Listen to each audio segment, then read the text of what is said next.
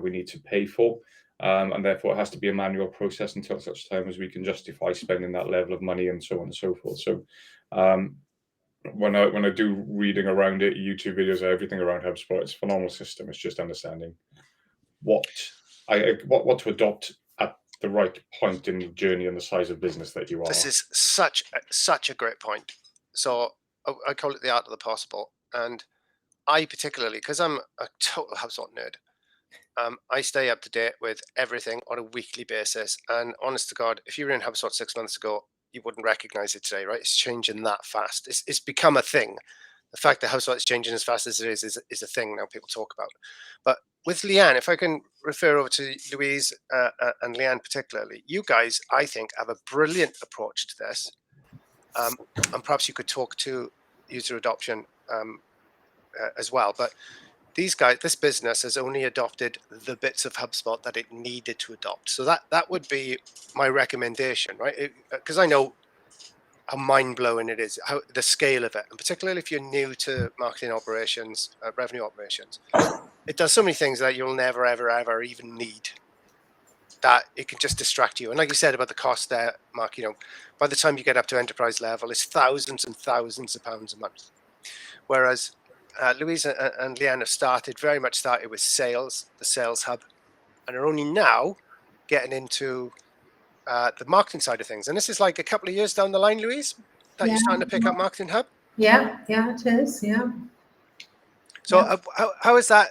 Has that worked as an onboarding strategy? Do you think your users are embedded into HubSpot now? Has that paid off? I'd say they're getting there. Yeah, I think there's it for, I guess from my point of view as admin of cleaning up, there is a few other little things that I guess processes that we need to go through and sort out to get everyone, like I say, loving HubSpot and joining the cult that is HubSpot. The orange wave. I spend my life in it. Of all the systems that I sit in, sit in that system, and I'm there checking my duplicates and my formatting and making sure my workflows are up to date, making sure all the contacts are as they should be. And it's just getting everyone to come to my side, and but we're getting there. It's a lot better than it was. I've only been here since January. So Totally. I love that, and you're so right. I love the term Hubevolution, which I think Superd invented. Yes. Yeah. Sprocketeer community. Yep.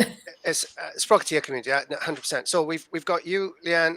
We've got, I think Michelle and Serena both said they are admins, purely admins, and I think this is a vital addition to your team in terms of the process of user adoption. If your business is big enough, you have to have the HubSpot Popo, as one of our clients calls it, the person who sort of keeps the system straight. So, Mark, reflecting two-person startup, you're not there. But when you've got 50 salespeople, or in Sarah's case, so Sarah's represents a big organization as well. Sarah, if you're still there, would you talk about adoption in your company? Yes. You are there. How is it been? So your marketing team, on the other hand, use HubSpot, but the sales team haven't. Yeah, so the idea was that we'd have sales and marketing use it, and we've adopted it from a marketing perspective. I mean, we use it every day, and like you mentioned, there's probably 101 things that we could use that we don't use, but because we're such a small team, it's difficult to sort of explore every avenue. But in terms of sales, it just never took off with the teams. We've got so many sales execs, and they already use a different CRM system. So to try and migrate them over, it was just a nightmare. Yeah, I'd love to be able to use it within HubSpot, but it just never took off, unfortunately. Yeah, this is exactly the point, right? So we've got an organization that HubSpot is built for, not using it because we've been unable to this point to get the team to adopt it. This is how big a deal this actually could be. Now, I'm not going to turn this into a sales pitch for how I can help you, Sarah. We'll talk about that again. But that's how important it can be. Michelle in Atlanta, Georgia, give us some insight as an admin about user adoption. It is torture.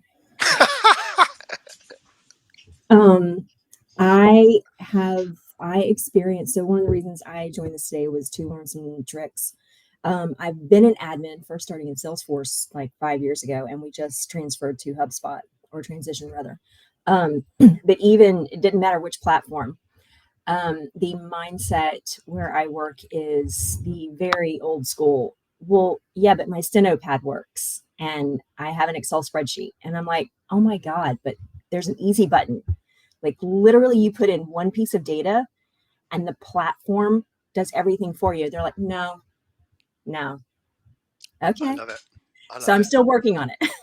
No, that's it. That's hard. the reality, isn't it? That is Yeah. the reality. I relate it to. Do you imagine a cartwheel? So some of you are too young to remember that sort of stuff, but a cartwheel, like wearing a rut, running the same path every day, right? And the cartwheel goes deeper and deeper and deeper into the rut. So the more you do the thing, the deeper the rut gets. So actually, as admins or as transformation people, what we're literally doing is we're having to get that wheel out of the rut. And that's really, really difficult. And this is why actually the analogy, I think, continues to, it requires an explosion. It requires a big rock in the way to bump it out of the rut. Otherwise, it's very, very difficult. But maybe we'll come back to that. Thanks, Michelle. And Serena, as our other admin, can I just get your perspective? Is there anything we've not covered that you'd like to talk about? I completely agree with what everyone said so far. Just from my perspective, so we were 5 separate businesses that all reported into one parent company, and we were on 5 different CRM systems. And when we went over to HubSpot, we were a lighthouse customer. So obviously the business had invested a massive amount of money, and it was kind of getting driven from the top down, which made a huge difference. Was from the CEO, we got major buy-in. It was more at the lower levels that we were struggling to get the willing to try and provide the information, because they were so sheltered before. So we've been in BAU for a couple of weeks now, and when we initially went live, we did get a user adoption rate of around 85%, which we were really, really pleased with. My biggest concern is trying to keep that level up and not having people drift away and fall into bad habits. Yep. Drop back into the rut. That's exactly what happens. The wheel bumbles along for a couple of weeks while there's lots of attention, and then everybody sort of goes back to the way that they used to do it. Particularly, and we'll touch on that a little bit. Peter, I know, as you said, you're not a marketer, but you are a salesperson, therefore intimately acquainted with CRM. I am indeed, yes. Do you have a perspective on this as well you'd like to share? Yes, well, I have an IT background. I used to work for SAP years back. And I've seen these big multi-million projects fail spectacularly when simply a project has been finished, everyone in the project delivery team left, and then people who were trained very little on the solution actually never properly adopted it. Because, well, what happens first in a big project like this, education part falls out of the basket as first, because we don't need this. It's a lot of money. We don't need to properly train people. And then you have a failure of galactic proportions on your hands, because simply someone made a stupid decision at the very beginning of the whole process. So totally behind this, there is one thing which needs to be understood by the stakeholders, and I as a sales trainer see it all the time. If you haven't committed to doing the full journey, not only deploy a solution but properly train people and then continue supporting them on the job until they would really build usage of this solution as a skill and replace whatever they have been doing until that point, is going to be a failure. Yeah. So it's like, let's say you commit to building a house. If you don't build the whole house, it's kind of useless, isn't it, without a roof? So simply, you either go all the way or don't do it, because it's going to be a waste of time, effort, and money across the board. Love it. Let me. I can't do a show of hands. Can we vote on this? I don't know if we can vote. Maybe you can all shout yay or nay, right? Do you think? Just a midway question. Do you think the platform dictates the level of user adoption? So let me put that. There's a couple of people you mentioned. I know one company has come from Goldmine. Somebody else mentioned they'd come from Lighthouse. A few people, we've had that Salesforce word. Sorry, we've had that Salesforce word mentioned, right? And the number of times I've seen somebody move to a new platform to try and fix the user adoption problem is unbelievable. Do we think user adoption is dependent on the platform? Quick yes or no? No. No. Kronos are being very secretive. They're not telling us. What do you think, Kronos? Is it dependent on the platform? Kronos are not listening. They're having their own party. What's going down? It requires effort.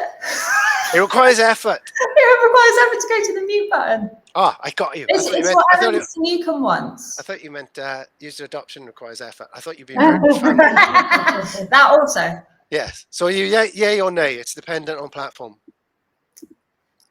It depends what the boss man wants. Well, yeah, that's probably it. That's a good answer, isn't it? And that's a good. Right. I think most people would agree it's not so much platform related as someone else. So that's what I've attempted there, is what we used to call in radio a segue to the next section of the call. And I'm going to pick on Lyndsay for a bit now. I'm going to try and dare I say it, abuse the relationship we have with Super to pick her brains, right? So I've written an article, and in it I tried to come up with the 5 things I think are most required when it comes to for a successful implementation. And funnily enough, HubSpot isn't one of them. But clearly, as a HubSpot user group, that's what we're focusing on, right? Yep. So, Linz, sorry, that's a very British. Linz, is that all right, Linz? Can I call you Linz? Yes, I get called Linz all the time. So I'm gonna hit you with my top 5, and I want you to quickly reflect on it, right? And if anybody else jump in as well, right? It's not. I don't mean that's just going to be me and Lyndsay talking, but as she's here, I thought I'd make her pay for the free ticket. So I'm always start every single transformation project I've ever started. The most important thing to start with is, as Simon Sinek says, why. Yep. Start with why. What do you think, Linz? I 100% agree. So I laughed because this is going to say a lot of words for our European folk, but I was in a sorority. So if you understand what sorority was, it's a college group in the Americas, right? And so when we were going through recruitment, I actually used the Simon Sinek why talk all the time. Okay. And so that was 10 years ago at this point. And so I have always had that mentality of people don't buy what you do, they buy why you're doing it. So I agree. And I'm actually going to push you a little bit more on that one. Because I think there's a more important flipping the script too. So you obviously want the why of you're changing things, but my background is sales. You want to convince your team why it's important. You need their why, right? And their why is very different they differ from each other, but they can usually be categorized in 3 things: time, money, or feelings. And so you can usually implement a new strategy and hit one of those 3 major players as a reason why they would want to adopt your new process. Awesome. Do you know what? I genuinely haven't considered so much, because my roles have usually been the pushing down of the transformation. The why has always been vital to me, right? So the why is usually a positive or a negative. Mm-hmm. I found the negatives, sadly, are more motivational than the positive. So the most successful transformation program I led was a newspaper transform into web first. And we did it because we thought we were going to go out of business if we didn't, which is a terrible reason to do it, but was a fantastic motivator, right? Yep. So actually reflecting that back up the pyramid, if I can call it that, to start with transactional change. So transactional change, bottom-up change related to transformational change in terms of talking to people about their own why, the emotion, and the other things that you said. Fantastic. Yeah, their own. Okay. And I always, I like bringing examples, but when I was running my customer success team at my private equity company, one of the pain points that my team always hit is that we took too long to get onto an onboarding call with our new clients, which meant every onboarding call started with a screaming client, more or less. And that's a feeling, right? I no longer want to get screamed at. Like, I don't love that feeling. And so we were able to adopt a process change, put it through HubSpot. That meant, and a lot of automations, but it resulted in happier clients, which resulted in a happier team for me. And so they were very much willing to adopt. And then when we talk about HubSpot and the flywheel, it's just getting that first process adopted. And then the second one becomes a little easier and easier because really your team is starting to realize that you had their best interest at mind. And so it's a mirroring of your top down and bottom up interests to make one big happy family. Yeah. No, I like it. Excellent. Thank you. I knew it was worth getting you in. Just that, I'm done. Yeah, finished. Right. So my second one, and this one is a bit contentious, I think, but again, I think it's the second was these are ranked in order. Yep. And I believe you need to get as many people involved as possible. And I've just seen a post that you've done, I think, that touches on this. So a lot of companies go with the old champion approach, right? Which I think is relevant, but you get like a core group to adopt, to learn, and then the idea is that the kind of the knowledge osmosis, the knowledge goes through the rest of the organization. I don't think that works. I think it's a great idea, but I don't think it works. Linz, talk to me. I'm on the same page as you. And actually, I did just make a post about this morning. So if you guys don't follow me on LinkedIn, you should, because I talk about this. I have always subconsciously divided my team into that product adoption curve. You've got your innovators, you've got your early adopter, or I have it pulled up in front of me so I can look at it. Innovators, early adopters, early majority, late majority, and laggards. And so I have always subconsciously, and now not so subconsciously, I physically do it, divide how my team is in one of those categories. Oh, yes, go ahead and check. Oh, yep, there you go. And really why this is important for when you're starting to roll out a new process is that most people right away want to go with people who they know are going to adopt it. And I personally think that's the wrong approach because they're going to adopt anything that you do just because they're innovators and they're late majorities. I always go with my late majority people.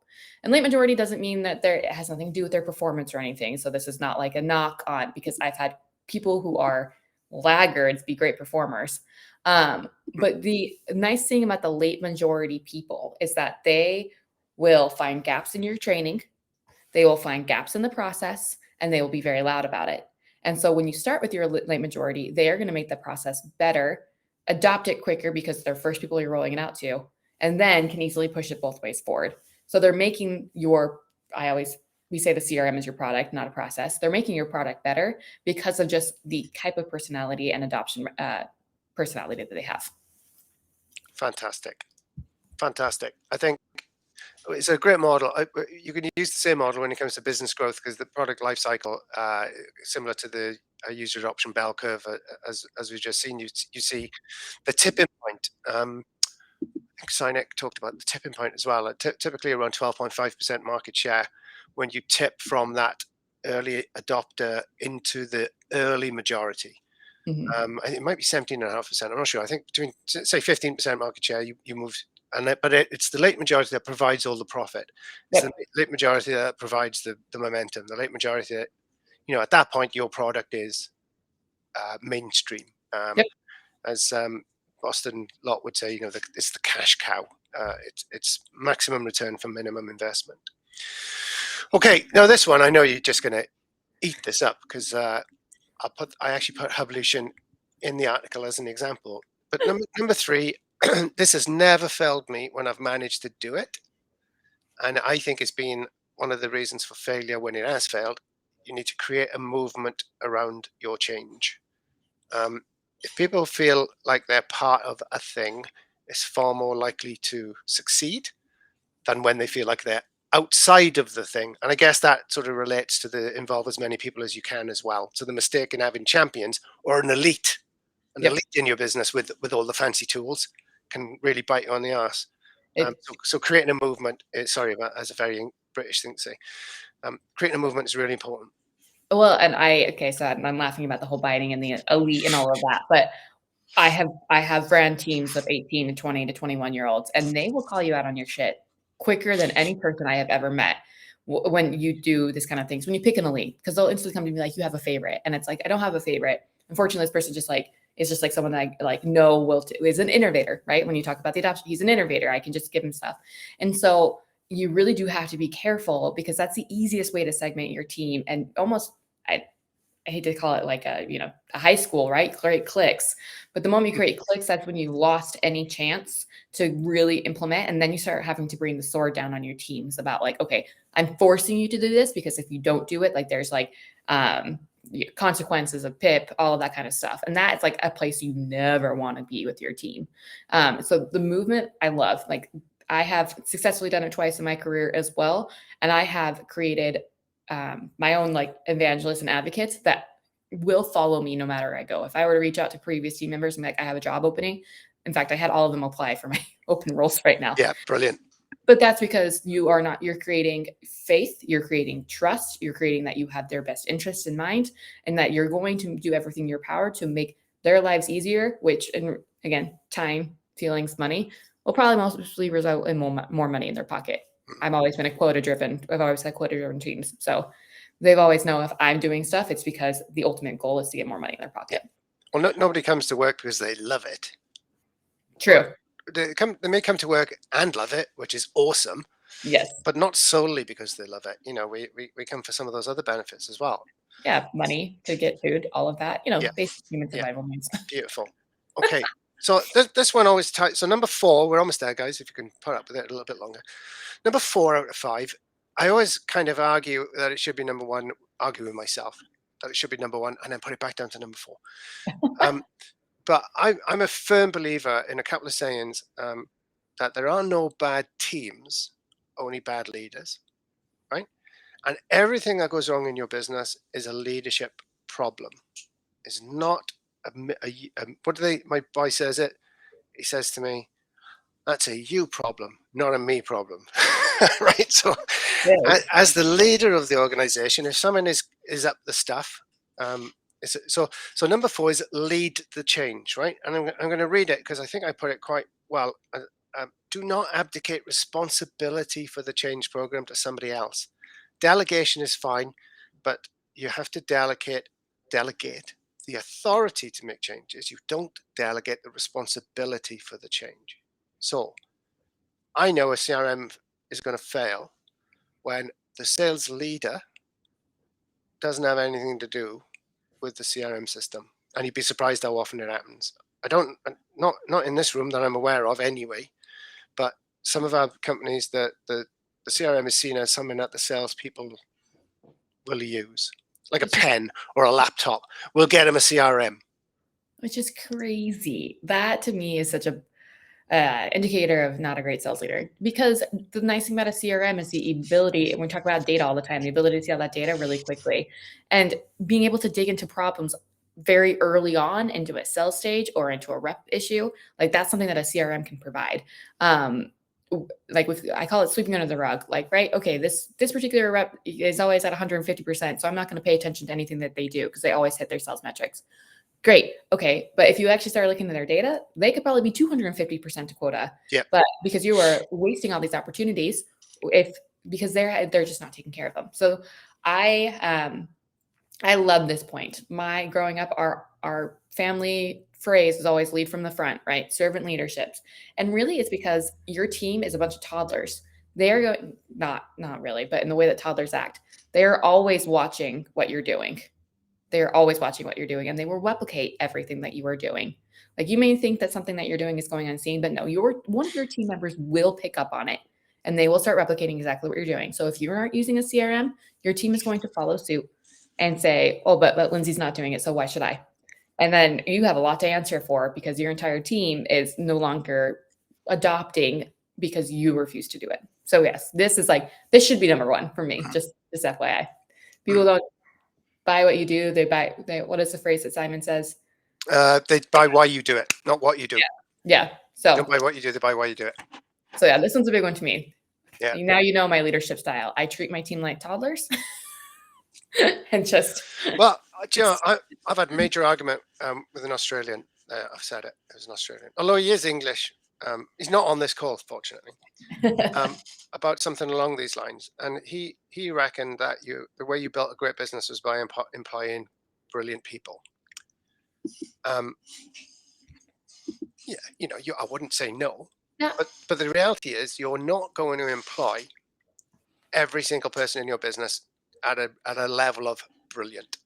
Oh, and I wouldn't want to. Can you imagine the fights? Well, there's that as well. So what you do is you create a system within your business for the lowest common denominator. In other words, to make the job as easy as possible for everybody. In other words, it's a leadership problem. Again, if somebody is in your organization failing at what they do, that is a leadership problem. It's not a person problem. If people aren't adopting your CRM system, that is a leadership problem, not a them problem. That is not down to the sales team. That is down to the sales leadership, or maybe even the organization leadership. So yeah, at the moment, I feel like it should be number one. I'm going to go with that. We can swap it. Right, start again, everyone. So number one, no. Lead from the front. I love it. Okay, and the last one, and Peter's not here. He dropped off, but he's mentioned this actually. The final point is train, and train again. So, yeah, tell me what you think about that. I mean, that's what Superbird is built off of. It's the reason we built Superbird, right? So we train again. And here's the issue with HubSpot is that it is so customizable, right? It's not just something you can just use it out of the box and it's fine. But the reason that it has gone so much success and grown so quickly is the ability to customize it. This brings problems and this is problems that we've seen with our clients as well, where Superbird has actually filled the gap, where our clients right now are HubSpot partners. And so they have built out all these cool automations and all of these really cool HubSpot CRMs. And they noticed that they had an issue where they did all this stuff, but then their team still wasn't using it because they didn't know what they could touch. They were like, I don't know if I put in this, if I change the next steps, if anything's going to happen. And so really what we see is that there is a need for inline training in HubSpot, a way that you can take your documentation, you can put it in the CRM, and so they can see and they can read and they can understand that when they move it to the next deal stage, all of these are going to send. What is a deal stage? Having the information right there in their hands is all about what Superbird is delivering. So yes, train. People only retain 20% of what you teach them the first time, and the second time, and the third time, and the fourth time. Yeah. So I'll again love the analogy of the cart where in the rut. To make it a bit more scientific, it's there's a you'll be familiar with brain chemistry. I know everybody here is expert on brain chemistry. You'll be familiar with the terminologies of dendrites and synapses and neurons, right? So what we're doing in the brain, and I can see this is of massive interest to you particularly. When we learn a thing, you're not even listening. When we learn a thing is we create a neural pathway, right? We create a dendrite between a synapse and another synapse, okay? So the more you do that thing, the stronger that pathway becomes, the thicker it becomes, and the harder it becomes to break down. So smoking is the example that they always give, right? The more you smoke, the longer you smoke for, the more your brain chemistry alters to support your habit, right? So you literally have to do is to retrain your brain to not smoke. So I gave up smoking a long time ago. And the first thing I really noticed I couldn't get rid of was the habit of reaching inside my jacket. I get in the car, put my seatbelt on. I know that's the wrong way for the Americans amongst us. I put my seatbelt on and I go in my coat for my fags, for my cigarettes. It took me ages to stop doing that. Years after I'd stopped smoking before I actually stopped doing that because of the neural pathways, right? Same thing when it comes to implementing your CRM. You have to create new neural pathways. People have to learn how to do it and constantly learn, not with a one-off piece of training or a one-off session, an onboarding session. Just like you teach a salesperson how to sell every day, just like you teach a chemist how to do their experimentation every day and improve, you teach people to use tools every day. You don't just say, there you go, you're onboarded and off you go. You have to reiterate these messages over and over until it becomes business as usual. And Sarah, you touched on this earlier. When you can't get them to overcome those first few steps, it's almost impossible. They're like, no, I'm in my rut. I ain't coming out of this rut. I don't care what you do. I'm just going to do what I've always done. Because if I always do what I always did, I always get what I always got. And I can rely on that. And it's always, and it's always worked for them in the past. And that's exactly. And you're going to cost me money if I change. I'm going to run out of time if I change. Yeah, all those things that you said. Yep. And can you imagine if we put someone in a car the first time and we're like, here you go, drive, go ahead. This is how you turn it on and go. And then just let them wild on the streets. That's how I feel about CRM adoption. It's like, you're really going to let them in one time and just break everything. Love it. Love it. So start with why potentially, although it may be lead the change. Involve as many people as you can. Create a movement, a la the Hubevolution or something similar, and train again. Has anybody, before we jump on to the next, this is all going swimmingly well, has anybody got any questions, comments, insights as regard those top 5 ideas? Anybody want to reflect on it, share thoughts with us? God, it must have been stunning. It's rendered everybody speechless. Take them. Are you going to talk? You came on camera. No? I just wanted to show that I was still here. It's the internet issue. Yeah, I have to switch the video off. But I mean, it does. I think I just made notes. Number 1 and 4. Number 1, 4, and 5. I think is where we had big issues with. When people didn't understand why we were implementing these systems, there was actually quite a lot of paranoia. I think they thought it was a form of micromanagement. They thought that they were in trouble in a certain way. And then, so the why was a big deal, I think. And the training again, we also really lacked that. But predominantly the issue was the leader, we didn't lead from the front. So everybody would be like, well, if he's not doing it, why should I bother? So that combination of the factors was very problematic. So go on, Lynn. Sorry. Well, the nice thing is you can apply these these 5 points to every level that you have in your organization. So your leaders are going to have different whys as to why their ICs are going to have different whys. And so when you start to really create a movement, like the best, how I've seen it done successfully is bringing all those leaders into a room and say, what do we need to get? What do you guys need to hear? What's your inputs? People also love to have their hands in things too. Like when you start talking about creating a movement, people want input. And so it's really at each level that you need to start building that buy-in, and that will have the trickle down effect that you really need to get total adoption.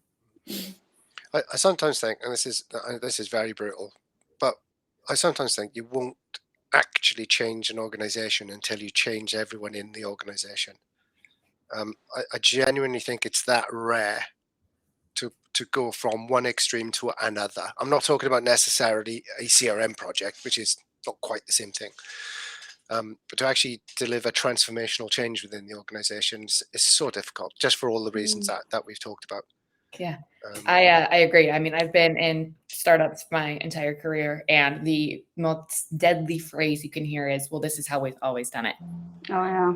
And that is, the Kronos team is laughing because they're probably like, this is a phrase we hear all the time. They've been hearing that for the last 25 years in Kronos. This is how we've always done it. Right. In my most previous role, we had a sales rep that was, well, this is how we've always done it. And it's like, he started as employee number 10. And I was like, what you've always done to get from $500,000 ARR to $5 million of ARR is much different than what we need to do to get from 5 million to 50 million, from 50 million to 100 million. Like what you're doing in those early days, granted, like worked at the time, but it's not working as we scale. When you're looking at user adoption, you have to look at scalability. You have to look at, is this going to work for a future? Is the team right now is 10? Is this going to work for 50? Is this going to work for 100? And you can say no, and that's fine in the moment, but know that you also are going to potentially be creating a bigger issue for yourself if that team is going to scroll to those numbers. So if you're an admin with a team of 10, running around wiping their bottoms and their noses and doing everything yourself to keep them on the straight and narrow, that is not going to scale to when the team is 100 or 200 or 1,000 people. It's just not going to happen. Nope. Awesome. Anybody else want to hold forth, or can we just shift into this last bit? I'm conscious of time, sticking to time. Okay. I don't see. Right. I tempted Lyndsay on to share her knowledge by obviously giving her the ability to plug. Right. Let's be blunt. I love Superd, and I will happily talk to you about it from a HubSpot perspective, a real inbound perspective as well. But we've got Lyndsay here, and as she said, she's head of customer success at Superd. Lyndsay, would you give us 5 minutes on why you think Superd supports the stuff that we've been talking about, maybe what it does, share screen if you want to do that, and just give us a bit of insight into the tool itself, please. Sure. So I'm going to share my screen. I'm going to share a window. Give me a second. This is a new.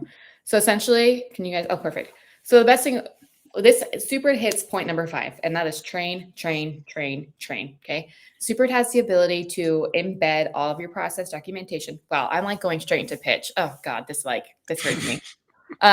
Really what we allow to do is we allow to put all of your documentation, all your training documentations into HubSpot so that it's in front of your employees when they're working, where they're working, right?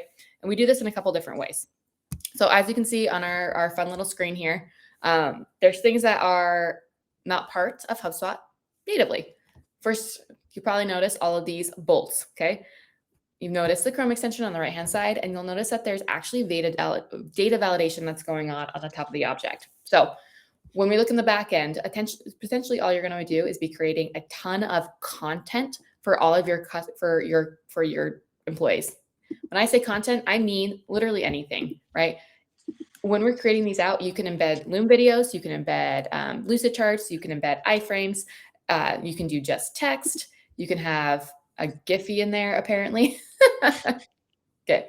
And then we can place battle cards, all of this kind of stuff, and then we can place them in various parts of your CRM. So what you're looking at right here, all of these bolts are actually cards. So you can actually embed a card on any word phrase in HubSpot. You can have it embedded at the top of the page like this, or this will live all in your knowledge base over here on the right-hand side. So this we call the Superd base. This is actually going to be your internal knowledge base for your company. So you can put all of your process, currently using Notion, or if you're currently using Google Drive, you can actually transform all of that into here. So it's searchable for your I say clients. Your clients are going to be your users, right? For your users. So every persona, your HR could be using this and putting in their company holidays, their hiring procedures, all of your sales documentation. And the best part of these are actually dynamic. So I'm going to change this into closed one while we're on the call and save it. It's actually going to pop up. And then I've embedded all of this training about what to do once closed one is happening. So that is like very quick. Essentially, you can put all of your training materials, any Loom videos, all of your pitch decks, all of your process maps, everything, and you can embed it on any object and any word phrase and have it all live here in a Superd base that's going to show up on every page of HubSpot. And any URL. You can add in additional URLs. So if you're working in Salesforce, or you're working in ClickUp, or you're working in LinkedIn, wherever else your customers, or sorry, again, your users are going to be, we can actually have these cards live on any of those URLs as well. So that is a very quick and dirty of what Superd does. Tony said it is free to start. Yeah. And this Superd base is free for all of your users. So that was the bit I wanted, because we are a hug. We're not. It's not a sales pitch. Yep. You can just get this into HubSpot for all of your team for nothing. Basically, it comes with a load of information pre-populated. Yep. And this is the bit that I love. It also indexes HubSpot's knowledge base as well. Yep. So if there's something in there that you haven't done, it's already been populated in there, it'll refer over to HubSpot knowledge base. And inline, I think, is the killer phrase. That is, I don't have to jump out. It's a bit like the lead flow thing. I love the lead flow thing now in HubSpot because everything is all in the one screen. I don't have to jump around deals and contacts and companies. It's literally all there. Same thing with Superd. I'm not breaking my flow. I don't have to look at a different screen or a different tab. I can find out what I need there and then shut it and move on with my work.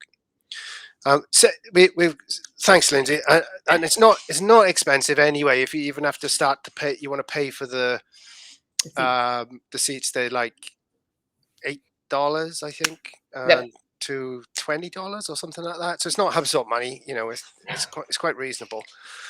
Has anybody got any questions for Lindsay as we've got her on? I'm sure she's got more knowledge about Super than I have. Please,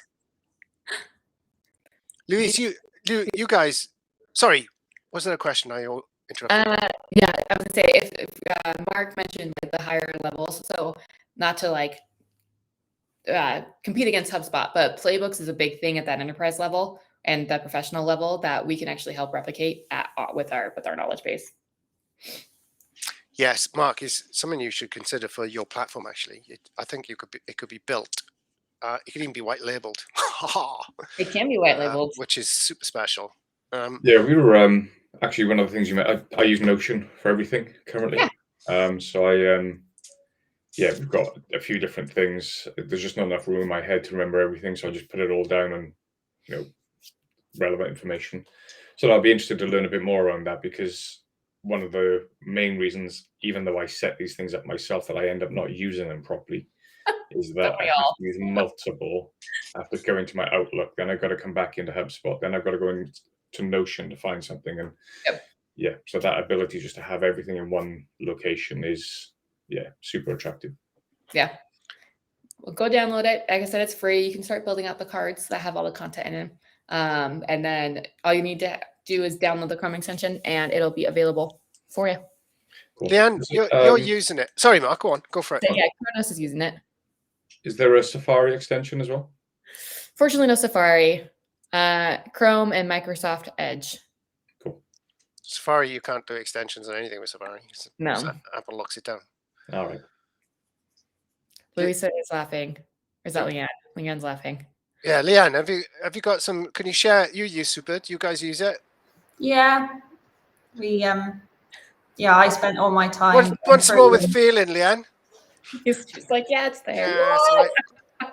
It's trying to not click on it myself so I can actually look at the stats, because it just seems to be always me that accidentally click on it going, expertise. This was edited by Leanne. You can change that. I know. Yeah, change it to just change it to a team name. That's what I tell people to do. Just put in like RevOps team or like marketing team or something like that. Yeah. But yeah, no, I've been doing a couple of Loom videos for some training on how-to guides and been embedded them on there and been using the ones as well that are in the warning or good news thing, so they pop up as well. Positive reinforcement. I love that. Yeah. Yes. Not just always errors. We have the ability to do positive reinforcement as well. Since I think that's sometimes ignored when we're trying to enforce something, is when they finally do it right. No, it's massive, isn't it? It's massive. Yeah. To get a little the little GIF, the celebration GIF. I also like the announcements. It's we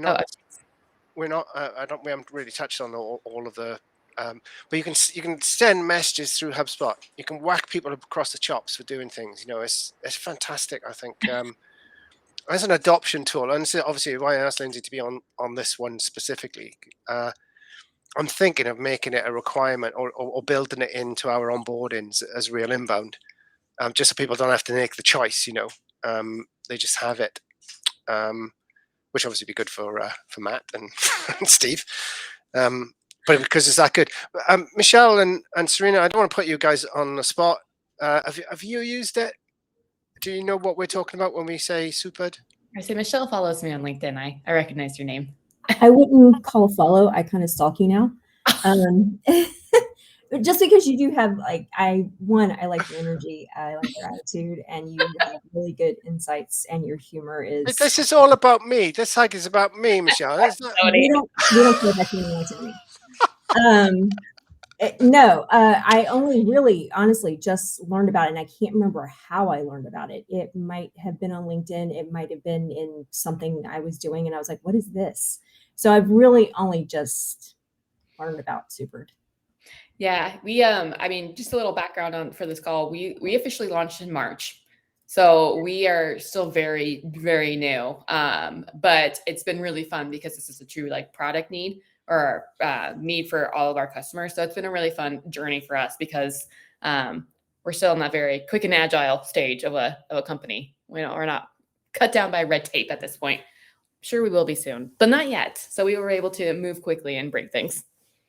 Yeah, and I worried about Matt, one of the founders, who's probably the one you're most likely to talk to, or it'll be Blake perhaps going forward. But Matt is one of those salespeople that, you know, anything's possible.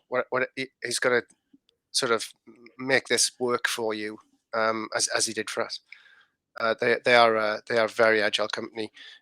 Sarah, did you guys get it switched on? I can't remember whether we did it with you or not. I did switch it on, but I haven't had the time to look at it, to be honest. Yeah, and again, it's part of the issue with adoption, and it's actually getting around to doing all of this stuff.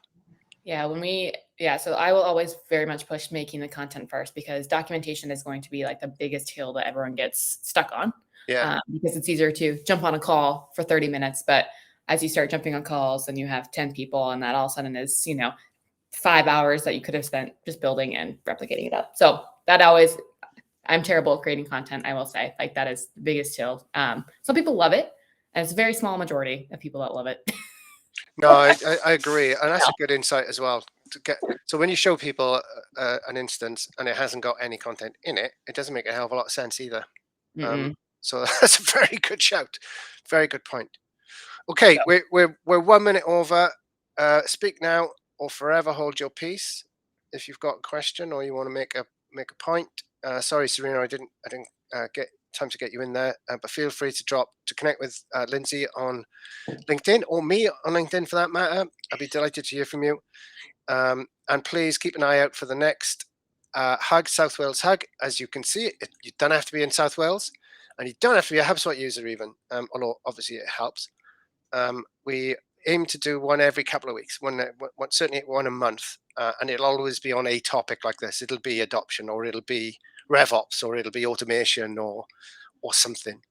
And we also take requests, right? So if you want us to talk about something, and I can use my vast network of HubSpotness to get somebody in to talk about it, I'll do my best to do that as well. Just let me know what you'd like to discuss. But thank you very much again for tuning in. Thank you for staying the length of the meeting. Tatum, brilliant to see you. I'm glad you're better. And yeah, I'll see you all again very soon. Thanks so much, guys. Cheers. Thank you. Bye-bye. Thank you.